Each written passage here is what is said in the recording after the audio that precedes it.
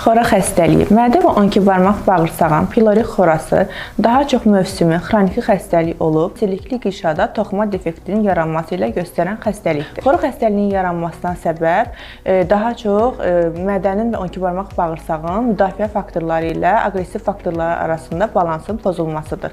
Mədənin 12 barmaq bağırsağın daxilində olan silik mədə mukozasını xarici faktorlardan qoruyur.